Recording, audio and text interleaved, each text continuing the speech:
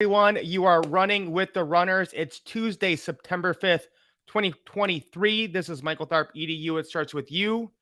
All right, tonight, guys, Ricardo is busy. He is busy vetting, researching the next big move we are about ready to do. And we will be bringing it to you very, very shortly in the next week or two. So we are going to be reaching out to people, to builders, to people who are ready to change their lives. And we're excited about where we are headed. But he is busy doing that. But we wanted to make sure we bring you guys some value today. So I'm going to go ahead and kind of be giving you guys the knowledge, the education that I've learned over the last few decades. For those of you that don't know, I was a history, government, and economics teacher for about 17 years. I love finance. I love studying it. I love helping people. So I came up with my top 10 tips. And, we love focusing on mindset, but these are going to be tangible steps you can take right now to get your financial house in order. You guys see what is happening in the economy. Most people are predicting it's going to continue to get worse. The stock market's going to go down. Inflation's going to continue. Real estate might be in trouble here. So I'm going to give you guys 10 steps you can take now to get your financial house in order with what is coming. So we're going to get right into this, guys. And everything in that we're going to talk about tonight is in the Runners app. Okay. Those links are down below, no matter where you're watching, YouTube or Facebook. So 10 tips to financial freedom. Number one, guys. Okay. I don't agree with Dave Ramsey on a lot of things, but this is one of them. You must have a written budget, point blank, period. If you do not have this right now, there is no way you will ever be successful. You must have a written budget. Okay. Now, this is the one that I built a long time ago that I've been using for a long, long time. Okay. I can, I'll put this in the Runners Facebook group. The link's down below. Okay. And it's all set up. So you have your income over here on the left, right? If you just have a job, right? Let's just say you have a job and you make $4,000 a month. Okay. Hit enter, you put that in there. So now you see over here on the right, you have your cash flow. All right. Let's say your mortgage is 1,000, which is very hard to do these days. Okay. So you can see now that cash flow just went to 3,000. All right. Let's say your property taxes, you pay it, usually you pay your property tax obviously the whole year. Let's say it's monthly. Let's say it's $100, which would be amazing. It's probably way more than that, right? I pay $60 for internet, right? Actually, I don't have cable, but I do have YouTube TV. So that's $60. Okay. So you can see my cash flow is going down there every time I put this in here. And then, we have your recurring Netflix, Spotify, Disney, right? And this is something I built in of, manifesting what you want, your vacation, your splurge, your giving, your dream, your side hustle, spending money on your business, your groceries. Let's say that's 400, which you probably are almost eating nothing and clipping coupons. Your electricity's $80. Your gas, depending on where you live, let's just say that's 80 as well. So this is all just set up for you guys, right? So we can go back here. Now we're down to 2,220. All right. So if you guys want this, just join the Runners app. I'll post it today. You can do your savings, your living, and all types of stuff like that. But the main point is, guys, is you have got to have a monthly budget or you're just not going to be successful at all. All right. Number two, you must have a minimum of 2 bank accounts. And I'm going to tell you guys why. Okay. Let's say you have your main bank account, your bills are paid from. That's where you spend your money or whatever. I'm not big on saving in dollars, but you obviously need like at least $1,000 emergency fund. Again, Dave Ramsey does get some things right. Okay.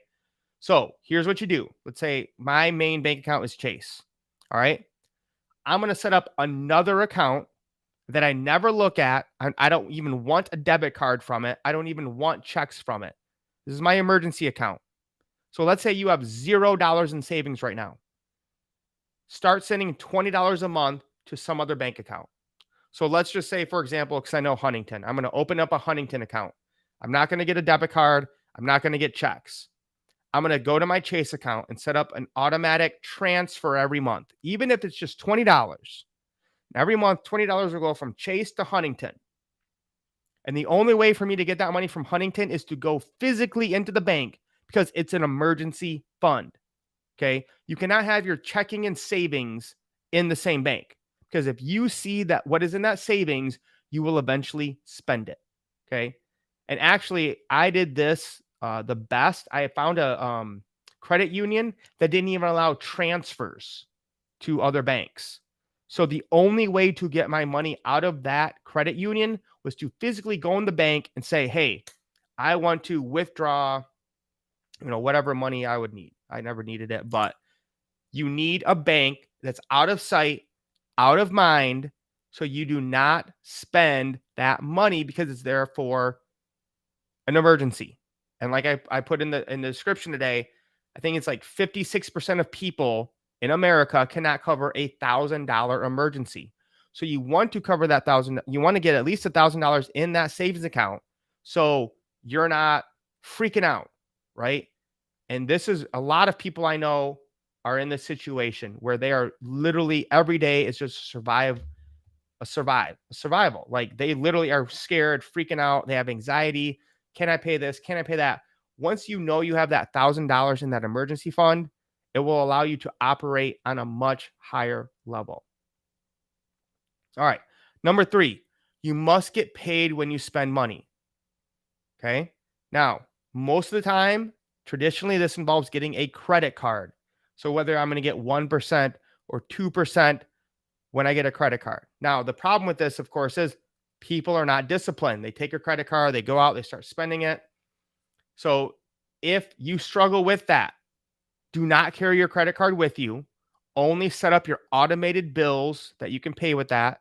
Okay. Like, so maybe if your cable, your internet, use that on your credit card, but don't use it for spending money. Don't take it to, the club, the bar, going out to dinner, going on vacation, unless you know that you have that money that you can pay it off every single month. Now, we do have a debit card in the app that allows you to double your purchasing power, which is huge. The fact that you can get rewarded without using credit, without putting yourself at risk and paying all that high interest and getting backed up is huge. So you want to make sure you are making money every time you spend money or getting rewarded for it. But you got to be smart about it because so many people struggle when it comes to credit cards. All right, guys, I'm going to talk about this. Okay. You must buy silver every single month. I don't care if it's just 1 ounce. Okay. 1 ounce of silver is like 32, 33 bucks right now. All right. So you need to do that. Anyone can do that. If you're an 18-year-old working at McDonald's, you can buy 1 ounce of silver a month. I wish I would have started this earlier. I wish I would have done that. I mean, literally, when I got my first job in like 96, an ounce of silver was $5. If only somebody would have told me this back then. If only there were companies where every month I can just get silver shipped to my house automatically, one time, set it and forget it, put your wealth on autopilot. So 1 ounce of silver a month. I don't care what the price of silver is. Put a video out on that today. It's rigged. Nobody cares. Get 1 ounce, at least 1 ounce of silver a month. Number 5, buy Bitcoin every day, guys. I wish I would have done this. I've been in the crypto space for 7-8 years now. I should have been doing this from the very beginning. If I would have only done this, I would be in such a better position. Okay. Again, this is in the Runners app. You do one time, set it up to your bank account. Okay. I buy $20 of Bitcoin every day. So once a week, they pull $140 from my bank account. And then every day they buy $20 of Bitcoin. This is called dollar cost averaging, or DCA. So I don't care what's going on in the market. I'm buying Bitcoin every single day. You can start this with $1 a day. You can buy $1 of Bitcoin a day. They'll pull $7 from your bank account once a week and buy $1 of Bitcoin a day. I have not done the math, but I guarantee you, if you would have started that 5-6 years ago, you would be sitting pretty right now. Anyone can do this. Again, guys, $1 of Bitcoin a day, 1 ounce of silver a month. That's it. Anyone can do that. That's literally less than $60 a month. All right. That's, as Ricardo would say, that's more than a bad day. All right. This one's huge. If you work for a living and you get a W-2, you must have at least one home-based business. I don't care if you make money on that home-based business. I don't care if you tell a soul. The IRS says all you have to do is have an intention to make a profit. So if you want to make more money, get a home-based business, you are going to save so much money on taxes. Okay, we have one home-based business. We have multiple home-based businesses that are $10 a month. So $120 a year, you have a home-based business. If your purpose is to make a profit, the amount of money you're going to save on taxes is in the thousands, easy, if not more. But the number of people who have W-2s, who have normal jobs, and do not have a home-based business, you are literally just telling the government, please take my money. So if you have a W-2 without a home-based business, you're basically writing the government a letter every year saying, hey, government, can you please take more of my money in taxes? All right. And again, it doesn't matter if you make money or have success with that home-based business. It's about the tax write-offs. All right. Thank you for everyone on right now. April Johnson, you're welcome. I think you were talking about the budget. Good to see my brother Cole from down under. And yeah, Alan, I know you are big on home-based businesses, saving money on taxes. That's what this is about. Make sure you guys are checking your credit score monthly. Okay. And you want to keep your credit usage under 30%. What do I mean by that? I have a ton of credit card, guys. I want to be honest with you. I have a bit of an issue. These are the ones I don't even use. Okay. These are the ones not even in my money clip. So let's say you have $10,000 of credit. You have 2 credit cards with a $5,000 limit. You don't want to have more than $3,000 on your credit card at one time. Okay. Once you go over that 30% limit or credit usage, your credit score is going to start to drop, because the credit card companies or the Equifax and all those people are going to be like, oh my gosh, he's over 30% of what he can even borrow. So this is why I like to have a lot of credit cards. I have no idea what my usage is. It's probably hundreds of thousands of dollars, but I have, I don't even get close to 30%. So that's why, again, you got to be careful with credit cards, of course, but if you have them, right, you open up that credit limit so your credit usage can go up. So if I have $100,000 of credit I could borrow, I want to keep it below 30 grand. All right. Now, this one should have actually been at the top, but as you guys know, with Robert Kiyosaki, Rich Dad, Poor Dad, it all comes down to mindset, right? And most of the people I talk to and I try to help them get out of, poverty or living, struggling daily life, they believe it's not possible. Oh, I'll never be wealthy. They just literally manifest struggle. Oh, I come from this family. Oh, I'm this, skin color. I come from this area, this zip code. I'll never, have success, be wealthy. That's the number one thing. That's the whole point of Rich Dad, Poor Dad, right? Is you have to start thinking like rich and the wealthy do, not believe everything's going to go against me. I'm going to continue to struggle. If you believe that it's true, there's nothing I can do to help you.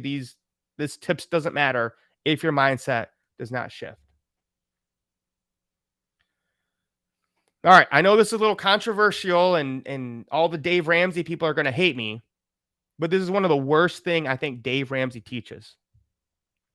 Do not pay off loans early that are under a 5% interest rate. And that's today. It used to be lower. I used to say 3% back in the good old days when inflation wasn't 7 to 9%. That's just what the government says. Okay. The real inflation rate is probably like 16 to 20%. So let's just to break this down. Okay. Let's say I owe $1,000. Let's say 10,000. Okay. Because thousands not much. Let's say I owe $10,000 and I have a 4% interest rate. Okay. Well, inflation, according to the government, is like 8%. It's really probably closer to 15. So let's say I win a $10,000 lotto, right? Why would I take that $10,000 right now and pay off that loan when the dollars I just won on the lotto are worth more now than they ever will be in the future? So I would be giving up the dollars when they're worth the most, right? Versus just making the minimum payment and taking that extra 10,000 I have and investing it and making more money. Okay? Don't get caught up in this all debt's bad. Not all debt is bad. It depends on the environment, it depends on the debt, it depends on the interest rate, right? And these are the things we're going to be teaching you on how to have the right people in your corner, the right experts, places where you can go and talk to experts in this field and say, okay, here's my debt. How do I get rid of it? Give me a plan. And we're going to show you guys how to do all of that. And 5% is kind of loose. Like it actually might even be more now because inflation is so crazy. But my point is, for example, I've seen multiple YouTube videos that if you have like a traditional, what used to be a traditional interest rate on a mortgage, like 3, 4, 5%, okay, you actually get paid to keep that loan because of inflation. Does that make sense to you guys? If anyone's out there, Mark or Alan. So if I go and just pay off that loan, I'm missing out on tax advantages from the interest write-offs. Plus, I'm missing out on the opportunity cost, right? Let's say my mortgage is $200,000 and I go ahead and I have $200,000 cash and I just pay it all off, right? So I just took that $200,000 at the moment in time it's worth the most and spent it all and gave it all away. I have no opportunity to use that to leverage to make more money. And let's say 10 years down the road, if I only made the minimum payments on that mortgage, I'm still making my payment every month, but every month my money is worth less, but I'm still making the same payment.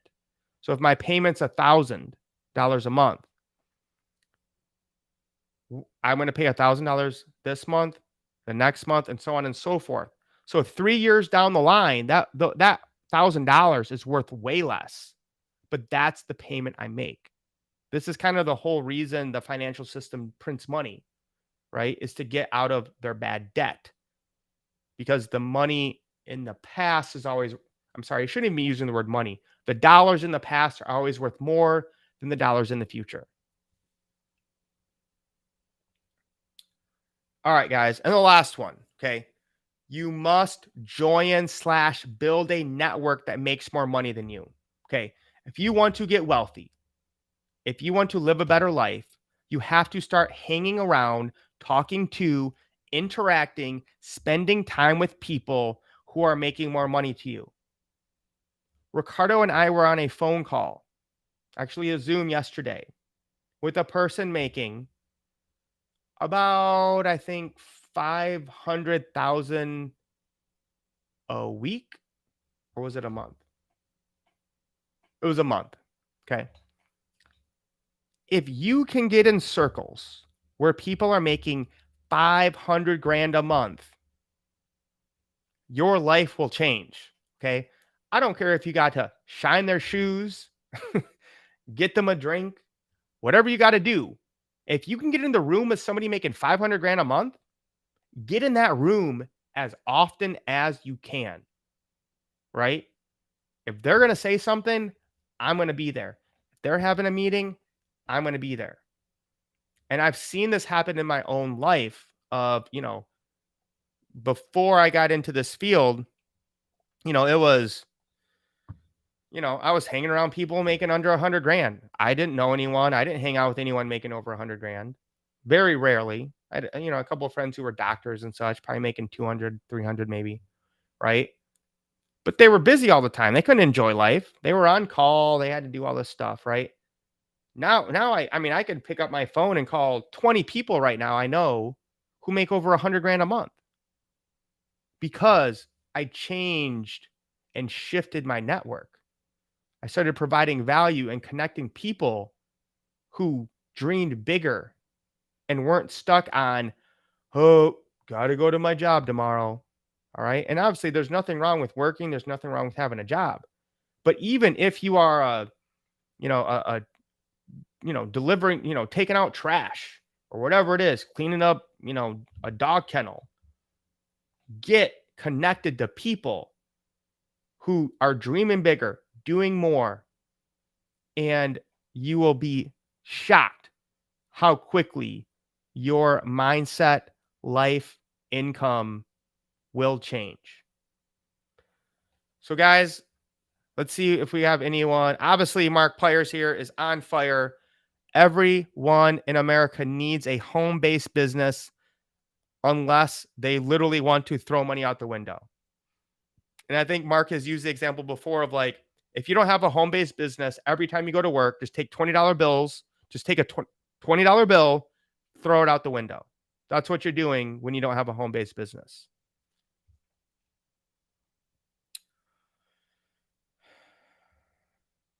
All right. We're going to keep it real short here, guys. We have to get to work. We are getting to work. Okay. You're about to see us do something you have never seen us do before. We are about to launch something and help so many people. I've never seen such value in any company we've ever done before. So I'm excited for what is coming. We love you guys. We appreciate you. The kids are back in school. I hope everyone had a great Labor Day weekend. But with what is happening in this economy, we want to make sure that everyone who's following us, everyone who has been running with us is going to be protected and educated in the next year as we get ready for the Bitcoin halving, guys. Okay. If you didn't see my short today, you guys need to pay attention. Okay. There's going to be negative energy trying to draw you into the economy, right? We're the politics, elections coming up, right? You're going to get drawn into the election and red versus blue.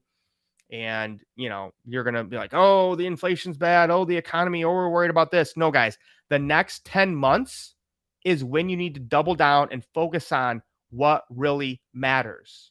March 2024 is a Bitcoin halving. If you have been following us at any time, we talk about this. Okay. You want to get as much crypto as possible by June of this year and get ready for the huge bull run that's coming. And we're going to explain to you guys, and we told you guys last bull run, when to sell, when to exit the market. I'm telling you guys right now, the next 10 months is when you want to be accumulating cryptocurrency as much as possible. All right. And if you guys are in our Telegram, I've posted what I buy every week.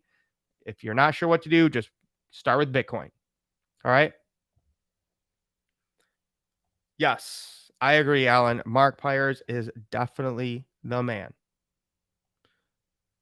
Yes, Mark. June of 2024. So the Bitcoin halving is in March of 2024.